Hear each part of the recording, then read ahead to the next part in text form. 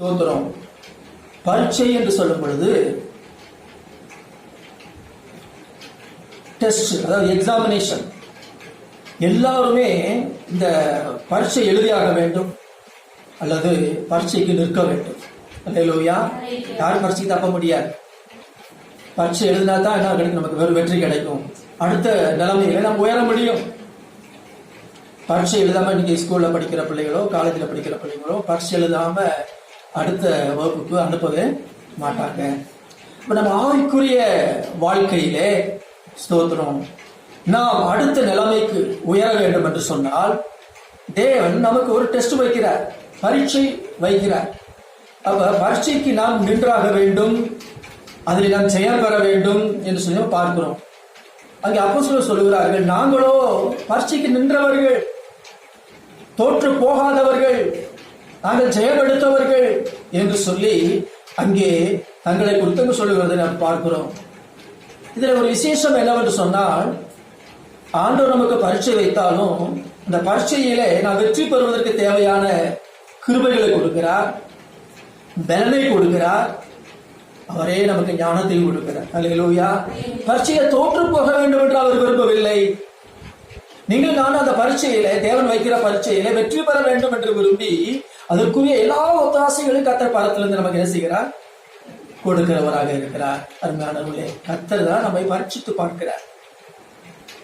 சோதனை என்பது வேறு, பரீட்சை என்பது வேறு. நல்லா புரிந்து கொள்ளணும். தமிழிலே ஒரே பதம் சோதனை என்று உபயோகப்படுத்தப்பட்டிருக்கும். ஆனால் பரீட்சை என்று சொன்னால் டெஸ்ட். சோதனை என்கிற வார்த்தை ஆங்கிலத்திலே டெம்டேஷன் என்று சொல்லப்பட்டிருக்கிறது. தேவன் ஒருவரையும் டெம்டேஷன் பண்ணுகிறதல்ல, சோதிக்கிறவர் அல்ல, அவர் பரீட்சித்து பார்க்கிறார், அவ்வளவுதான். அருமையானவர்களே, அவர் தான் நமக்கு பரீட்சை வைக்கிறாரே தவிர நாம் அவருக்கு பரீட்சை வைக்க கூடாது. ஆமென். பிள்ளைய தான் பரீட்சை எழுதுவாங்க. எக்ஸாமினருக்கு யாராவது பிள்ளைய பரீட்சை வைப்பாங்களா? இல்ல. அப்ப நாம் கர்த்தரை பரீட்சித்து பார்க்க கூடாது, அவரை மட்டுப்படுத்தக்கூடாது, அவருக்கு கோபம் மூட்டக்கூடாது. ஏன்னா இதெல்லாம் இஸ்ரவேல் ஜனங்கள் செஞ்சாங்க. கர்த்தரை பரீட்சித்து பார்த்து அவரை மட்டுப்படுத்தினார்கள், அவருக்கு கோபம் மூட்டினார்கள். வேதம் சொல்லுகிறது, உபாகமம் 6ஆம் அதிகாரம் 16வது வசனம் சொல்லுகிறது, நீங்கள் மாசாவிலே செய்தது போல உங்கள் தேவனாகிய கர்த்தரை பரீட்சை இருப்பீர்களாக என்று அங்கே வேதத்தில் வாசிக்கிறோம். கர்த்தரை பரீட்சை இருப்பீர்களாக. ஸ்தோத்திரம். ஏனென்று சொன்னால் இஸ்ரவேல் ஜனங்கள் என்ன செய்தார்கள்? கர்த்தரை பரீட்சித்து பார்த்து கர்த்தரை மட்டுப்படுத்தினார்கள். சங்கீதம் 78 சங்கீதம் 41வது வசனம் யுதமாய் சொல்கிறது, அவர்கள் திரும்பி தேவனை பரீட்சை பார்த்து இஸ்ரவேலின் பரிசுத்தரை மட்டுப்படுத்தினார்கள். அப்ப கர்த்தரை பரிசுத்து பார்த்தா அதுக்கு எதற்கு சமமாய் இருக்கிறது? அவரை மட்டுப்படுத்துவதற்கு சமமாய் இருக்கிறது. அதே சங்கீதம் 56வது வசனத்தில் சொல்லப்பட்டிருக்கிறது. அதை கூட எடுத்து வாசிக்க. அதே 78ஆம் சங்கீதத்திலே 56வது வசனம், ஆனாலும் அவர்கள் உன்னதமான தேவனை பரீட்சை பார்த்து அவருக்கு கோபம் மூட்டி அவருடைய சாட்சிகளை கைக்கொள்ளாமல் போதும். தேவனை பரீட்சை பார்த்தார்கள், அவருக்கு கோபம் மூட்டினார்கள், அவருடைய சாட்சிகளை எல்லாம் கைக்கொள்ளாமல் போனார்கள். இஸ்ரவேல் ஜனங்கள் செய்த தவறு, கர்த்தரை பரீட்சித்து பார்த்தார்கள், மட்டுப்படுத்தினார்கள், கோபம் மூட்டினார்கள். வேதம் சொல்லுகிற இஸ்ரவேல் ஜனங்கள் 10 முறை தேவனை பரீட்சித்து பார்த்தார்களாம், அவருக்கு கோபம் உண்டாக்கினார்கள். ஸ்தோத்திரம். அருமையானவர்களே, என்னாகும் 14ஆம் அதிகாரம் 22, 23 வசனங்களிலே நம்ம வாசிக்க முடியும். 10 முறை என்னை பரீட்சை பார்த்து எனக்கு கோபம் மூட்டினார்கள் என்று சொல்லப்பட்டிருக்கிறது. எனக்கு அன்பானவர்களே, ஸ்தோத்திரம். எதற்காக இதெல்லாம் வாசிக்கிறோம் அப்படின்னா, அவர்கள் செய்த தவறை நாமே செய்துவிட கூடாது. இதெல்லாம் நமக்கு திருஷ்டாந்தமாக எழுதப்பட்டிருக்கிறது. ஆகவே ஸ்தோத்திரம், இதை நாம் ஒரு எடுத்துக்காட்டாக, ஒரு உதாரணமாக கொண்டு நாமும் அவ்விதமாக செய்யாதிருக்க வேண்டும். 1 கொரிந்தியர் 10வது அதிகாரம் 9வது வசனத்தில் விதமாய் வாசிக்கிறோம். 1 கொரிந்தியர் 10வது அதிகாரம் 9வது வசனம், அவர்களில் சிலர் பரீட்சை பார்த்து பாம்புகளால் அழிக்கப்பட்டார்கள். அதுபோல நாமும் கிறிஸ்துவை பரீட்சை பாராதிருப்போமாக. ஆமே. கிறிஸ்துவை பரீட்சை பார்த்து என்ன செய்தார்களாம்? பாம்புகளாலே அழிக்கப்பட்டார்கள். அதுபோல நாமும் கிறிஸ்துவை பரீட்சை பாராதிருப்போமாக. எதற்காக இதெல்லாம் எழுதப்பட்டிருக்குன்னா, நாமும் அந்த தப்பை செய்து விடக்கூடாது, செய்துவிடக் கூடாது என்பதற்காக ஒரு திருஷ்டாந்தமாக எழுதப்பட்டிருக்கிறது. நம்ம அநேக நேரங்கள் என்ன செய்யறோம்? கிறிஸ்துவை எவ்விதமாய் பரீட்சை பார்க்கிறோம் அப்படின்னா, ஆண்டவரே நீ இருப்பது உண்மையானா, நீ உண்மையான தெய்வமானா இந்த காரியத்தில் எனக்கு ஜெயம் தர வேண்டும் என்று சொல்லி அநேக நேரங்களிலே சிலர் ஜெயிப்பது உண்டு. நீர் மாத்திரம் இருப்பது உண்மையானா இந்த காரியம் எனக்கு ஜெயம் வேணும். நல்லா புரிந்து கொள்ளுங்க, இருக்கிறதா உண்மை, அவர்தான் உண்மையான தெய்வம், அது எந்த ஒரு மாற்றமும் இல்லை. ஆண்டவரே இந்த காரியத்தில் எனக்கு ஜெயத்தாரும் என்று ஜெபிப்பது தப்பல்ல. ஆண்டவரே இந்த காரியத்தில் எனக்கு வெற்றி வேண்டும் என்று ஜெபிப்பது தப்பல்ல. ஆனால் நீர் உண்மையான தெய்வமானா அப்படின்னு சொல்லி ஜெபிக்கிறது எவ்விதத்திலையும் அது ஏற்றுக்கொள்ளப்பட முடியாத ஒன்று. அல்லேலூயா. இப்படிதான் கர்த்தர் சிறங்க ஒரு சிலர் பரீட்சை பார்க்கறாங்க. இங்க கேட்டிருப்பீங்க எப்படி சொல்லி ஜெபிக்கிறதெல்லாம். எனக்கு அன்பானவர்களே, இப்படி செய்யக்கூடாது. பிசாசானவன் அப்படித்தான் செய்தான். அவரை தேவாலயத்து உப்பரிக்கையில கொண்டு போய் நிறுத்தி, நீ தேவனுடைய குமாரனையானா தாழ குதியும் என்று சொன்னார்.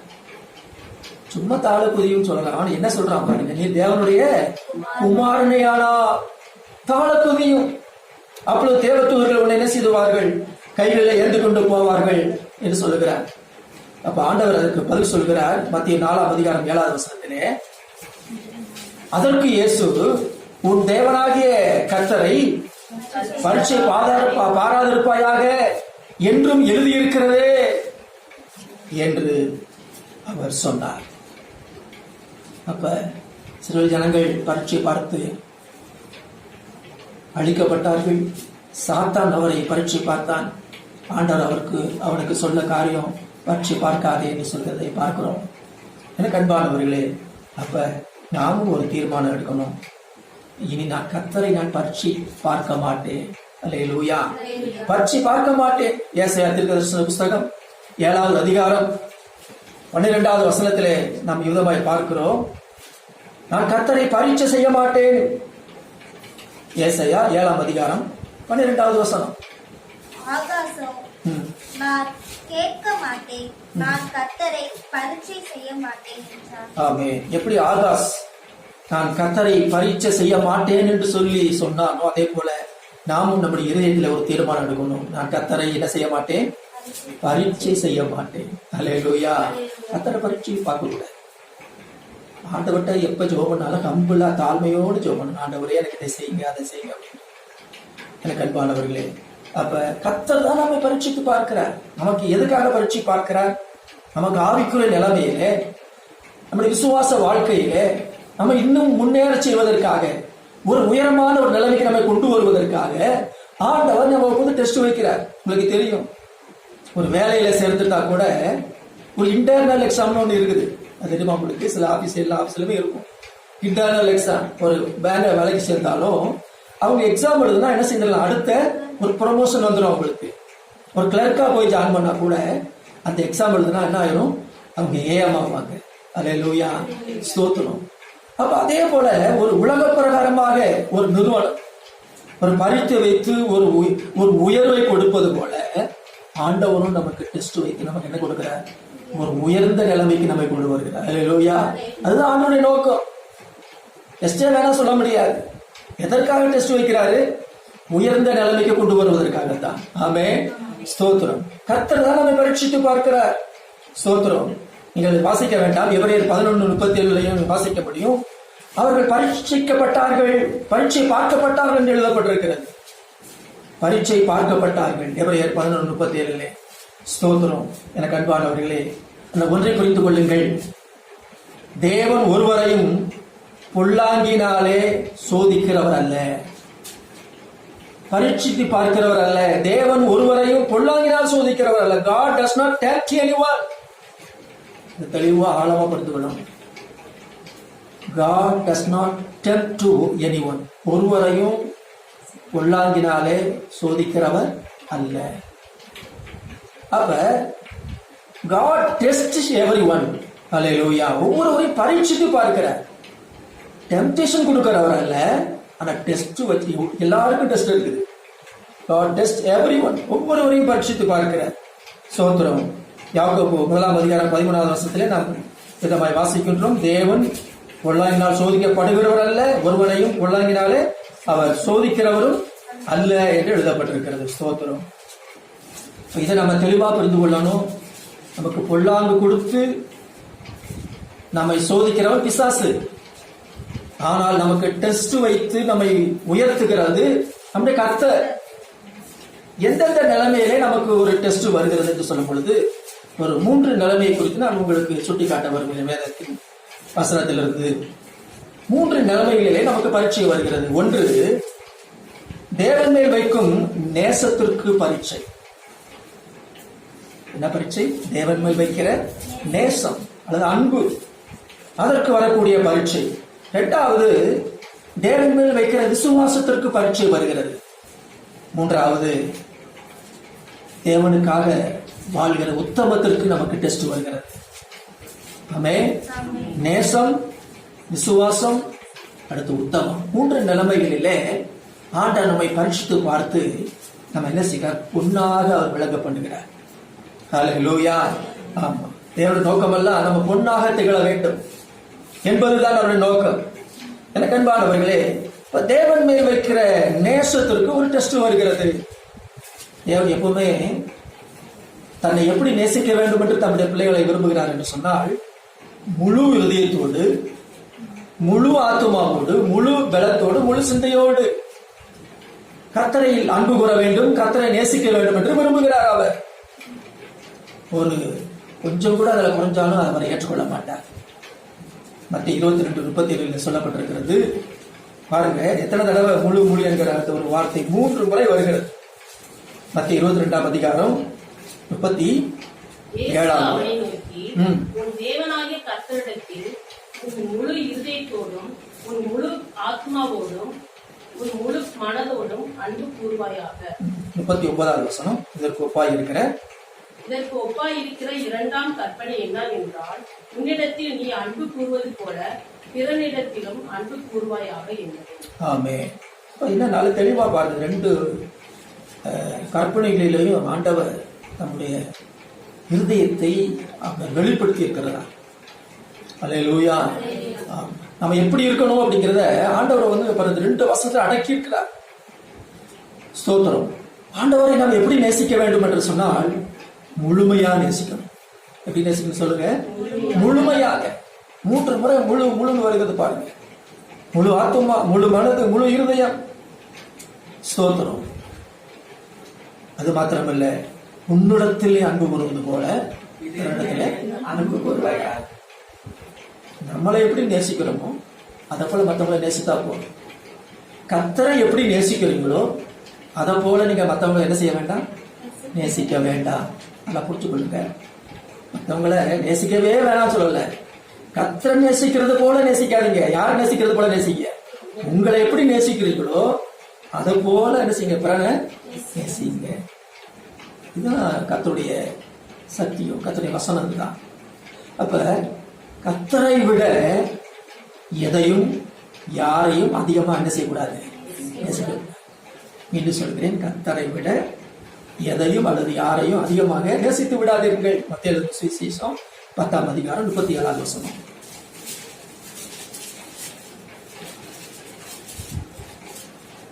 தகப்பனையாவது தாயையாவது என்னிலும் அதிகமாய் நேசிக்கிறவர் எனக்கு பாத்திரன் அல்ல.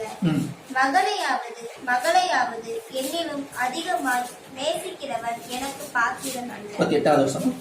தன் சிலுவையை எடுத்துக்கொண்டு என்னை பின்பற்றாதவர் எனக்கு பாத்திரன் அல்ல. இந்த வசனத்தை நம்ம நன்றாய் கோடிட்டு வைத்துக் கொள்ள வேண்டும். இதயத்திலே பதித்துக் கொள்ள வேண்டிய வசனங்கள் இது. தகப்பனையாவது தாயையாவது என்னிலும் அதிகமாக நேசிக்கிறவன் எனக்கு பாத்திரன் அல்ல. மகளையாவது என்னிலும் அதிகமாய் நேசிக்கிறவன் எனக்கு பாத்திரன் அல்ல. நேசிக்கவே வேணாம் சொல்லல. தகப்பனையும் தாயையும் நேசிக்கவே வேணாம் சொல்லல. மகனையும் மகளையும் நேசிக்கவே வேணாம் சொல்லல. என்னிலும் கர்த்தரை காட்டிலும் என்ன செய்யாது, அதிகமாக நேசிக்காது. 38வது வசனம் சொல்கிறார், தன் சிலுவையை எடுத்துக்கொண்டு என்னை பின்பற்றாதவன் எனக்கு பாத்திரம் அல்ல.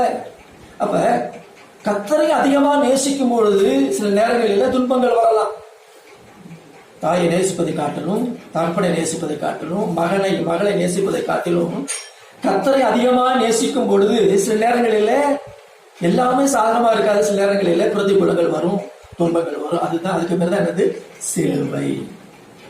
அதுக்கு பேர் தான் என்னது, சிலுவை. சிலுவை நினைச்சு நம்ம நினைக்கிறோம் ஏதோ ஒரு பெரிய சிலுவையை மரத்துல செஞ்சு நம்ம கழுத்துலையோ இல்ல கையிலையோ கட்டணம் நினைக்கிறோம். அதுவல்ல. சிலுவை என்றால் கர்த்தரை அதிகமாய் நேசிக்கும் பொழுது ஏற்படக்கூடிய சில துன்பங்களை நம்ம சந்திக்கிறோம். அதுதான் சிலுவை. அல்லேலூயா, ஸ்தோத்திரம். அப்ப தேவன் இதுல ஒரு டெஸ்ட் வைக்கிறார் பாருங்க. இதுல ஒரு டெஸ்ட் வைக்கிறார். ஸ்தோத்திரம். பாருங்கள், யோசேப்பை குறித்து வேதத்துல வாசிக்க முடியும். இஸ்ரவேலுடைய முதிர் வயதிலே யோசேப்பு பிறந்தார். யாக்கோபுக்கு கடைசி, அதாவது முதிர் வயதிலே யோசேப்பு பிறக்கிறான். பாருங்க, அவன் முதிர் வயதிலே பிறந்ததுனால இஸ்ரவேல் தன் குமாரன் எல்லாரிலும் அவனை அதிகமாக நேசித்தான். ஆதியாகமம் 37ஆம் அதிகாரம் 3வது வசனத்தில் எழுதப்பட்டிருக்கிறது. ஆதியாகமம் 37:3 இஸ்ரவேல் முதிர் வயதிலே யோசேப்பு தன் பிறந்ததினால் இஸ்ரவேல் தன் குமாரன் எல்லோரிலும் அவனை அதிகமாக நேசித்து அவனுக்கு பல வருடம் அங்கேயே செய்தார். ஆமே. பாருங்க, ஒரு முதிர் வயதுல இல்லைன்னா பாருங்க ரொம்ப வருஷம் கழிச்சு ஒரு குழந்தை பிறந்தாலும் நம்ம அளவுக்கு அதிகமா இந்த குழந்தை மேல என்னத்தை காட்டுவோம், அன்பையும் பாசத்தையும் காட்டுவோம். தூக்கி வைத்துக் கொண்டே இருக்கும், கீழே கூட இறக்கி விட மாட்டோம். அவ்வளவு நேசத்தை. ஏன்னா அநேக வருடங்களுக்கு பிறந்த குழந்தை, காத்திருந்து பெற்ற குழந்தை அப்படின்னு சொல்லி ரொம்ப அதை நேசிப்போம். அதே போல யாக்கோபு அதை தான் செஞ்சான். முதிர் வயதுல பிறந்ததுனால யோசேப்பு என்ன செஞ்சான், எப்படி நேசித்தான், அது அங்கதான் பார்க்கணும். எப்படி நேசிக்கிறான், அதிகமா நேசிக்கிறான். ஆண்டவர் சொல்றாரு, எதையும் அதிகமா நேசிக்காததானே சொல்றாரு. அதிகமா நேசித்தான். பலவன் அங்கேயெல்லாம் கொடுத்தா அதெல்லாம் தப்பு இல்லை. பாருங்க, என்ன ஆச்சு அப்படின்னா, நேசிக்கிறவங்களுக்கு பிரச்சனை இல்லை, நேசிக்கப்படுகிறவங்களுக்கு தான் பிரச்சனை. நேசிக்கிறவங்களுக்கு ஒன்றும் பிரச்சனை இல்லை. அவர் மட்டும் நேசிச்சு பலவர் அங்கே போல செஞ்சு கொடுத்துட்டு போயிடுறாரு. ஆனா இப்ப நேசிக்கப்படுறது யாரு, யோசேப்பு. யோசேப்புக்கு தான் பிரச்சனை. என்ன பிரச்சனை பாருங்க, 4வது வசனத்துல, அவனுடைய சகோதரர் எல்லோரிலும் அவனை தன்னை தகப்பன் அதிகமாக நேசிக்கிறதை அவன் சகோதரர் கண்டபோது அவனோட பட்சமாய் பேசாமல் அவனை பகைத்தார். பாத்தீங்களா, என்ன நினைச்சு பாருங்க. கர்த்தர் சொல்லாரு, எதையும் அதிகமா நேசிக்காதப்பா அப்படின்னு சொல்றாரு. அப்ப கர்த்தருடைய பிரமாணத்தை மீறும் பொழுது அங்க என்ன நடக்கிறது, சகோதரர்கள் எல்லாம் அவனை பகைக்கிறாங்க. ஏன் பகைக்கிறாங்க, என்ன காரணம், என்னையா காரணம், ஏன் பகைச்சாங்க அப்படின்னா என்ன காரணம்? அப்பா என்ன செய்யறாரு, யோசேப்பா அதிகமா எங்களெல்லாம் நேசிக்க மாட்டாரு, யோசேப்பை மட்டும் என்ன செய்யறாரு, அதிகமா நேசிக்கிறாரு. அப்ப தேவனுடைய பிரமாணத்தை மீறும் பொழுது அங்கே நேசிக்கப்படுறவங்களுக்கு பிரச்சனை வருகிறது. பாருங்க, உதாரணமா இன்னொரு சம்பவத்தை சொல்கிறேன். எல்கானாவுக்கு பாருங்க 2 மனைவிகள், ஒன்று பெனினால், அண்ணா. அந்த எல்கானா என்ன பண்ணினாரு, அண்ணாலே ரொம்ப அதிகமா நேசித்தார். அங்க பெனினாவுக்கு பிள்ளைகள் இருந்தது, ஆனால் அண்ணாவுக்கும் என்ன இல்லை. 1 சாமுவேல் 1ஆம் அதிகாரம், ஸ்தோத்திரம், 5வது வசனம் வாசிங்க. அன்னாளை சிநேகித்தபடியினால் அவளுக்கு இரட்டிப்பான பங்கு கொடுப்பார். கர்த்தரோ அவள் கற்பத்தை அடைத்திருந்தார். பாத்தீங்களா, அன்னாளை பெனினாலை பார்க்கலாம் என்ன செய்யறாங்க, எல்கானா அவருடைய கணவரை செய்யறாரு, அதிகமா நேசிக்கிறார். அதனால என்ன செய்ய, இரட்டிப்பான பங்கு போட்டு கொடுக்கிறார். ஸ்தோத்திரம். கர்த்தரோ அவள் கற்பத்தை. நான் ஏற்கனவே சொன்னது போல யாருக்கு தான் பிரச்சனை வருது, இப்போ நேசிக்கப்படுகிறவங்களுக்கு தான் பிரச்சனை. நேசிக்கிறவங்க அவங்க இடத்துல என்ன செய்வாங்க, அதிகமாக நேசித்துட்டு அவங்க இடத்துல போயிடுறாங்க. ஆனா நேசிக்கப்படுகிறவங்களுக்கு தான் பிரச்சனை. அதுதான் நம்ம ஜாக்கிரதையா இருக்கணும். அவளுக்கு குழந்தை இல்லை, ஆனா பெனினாளுக்கு என்ன இருந்துச்சு, குழந்தை இருந்துச்சு. ஸ்தோத்திரம். அப்ப ஸ்தோத்திரம். கர்த்தரை அதிகம் கற்றுக்கொள்வது என்ன அப்படின்னா, கர்த்தரை காட்டிலும் யாரையும் இந்த பொருளையோ இந்த மனிதனையோ அதிகமாக என்ன செய்யாத நேசிக்காது. கர்த்தரை தான் அதிகமா நேசிக்கும். ஆமென். அல்லேலூயா. கர்த்தரை அதிகமா நேசிக்க வேண்டும். கர்த்தருடைய வேதத்தை நேசிக்க வேண்டும். கர்த்தருடைய நாமத்தை நேசிக்க வேண்டும். ஆமென். கர்த்தரை நேசிக்கணும், கர்த்தருடைய வேதத்தை நேசிக்கணும், கர்த்தருடைய நாமத்தை நேசிக்கணும். அல்லேலூயா. சங்கீதம் 119 சங்கீதம் 165வது வசனத்தை வாசிங்க. நாளைய 3 குறிப்புகளையும் பார்ப்பதற்கு நமக்கு நேரம் இல்லை. ஒரே ஒரு குறிப்பு மட்டும் தான் நம்ம பார்க்க போகிறோம். 119 சங்கீதம் 165 உம்முடைய வேதத்தை நேசிக்கிறவர்களுக்கு மிகுந்த சமாதானம் உண்டு, அவர்களுக்கு இடரல் இல்லை. ஆமென். யாருக்கு மிகுந்த சமாதானமா? கர்த்தருடைய வேதத்தை நேசிக்கும். கர்த்தரை நேசிக்கிறவங்க கண்டிப்பா கர்த்தருடைய வேதத்தை என்ன செய்வாங்க? நேசிப்பாங்க. ஆமென். அல்லேலூயா. கர்த்தருடைய வேதத்தை நேசிப்பார்கள். ஏன்னா அவர் எழுதி கொடுத்த வார்த்தை தான் இது. அவர் பேசின வார்த்தைகள், பரிசுத்தவான்களை கொண்டு பேசின வார்த்தைகள் தான் கர்த்தருடைய வேதம். கண்டிப்பா அந்த கர்த்தருடைய வேதத்தை நேசிப்பார்கள். நீங்கள் நான் கர்த்தருடைய வேதத்தை என்ன செய்யணும்? நேசிக்கணும், நேசிக்க வேண்டும். நேசிக்கிறவங்களுக்கு என்ன சமாதானம் உண்டு? மிகுந்த சமாதானம் உண்டு. கர்த்தருடைய வேதத்தை நேசிக்கணும். அவர்களுக்கு இடர்கள் இல்லை. வேதம் நமக்கு வழி காட்டும், பாதை காட்டும். வழி தவறும் போது நீ போவது தவறு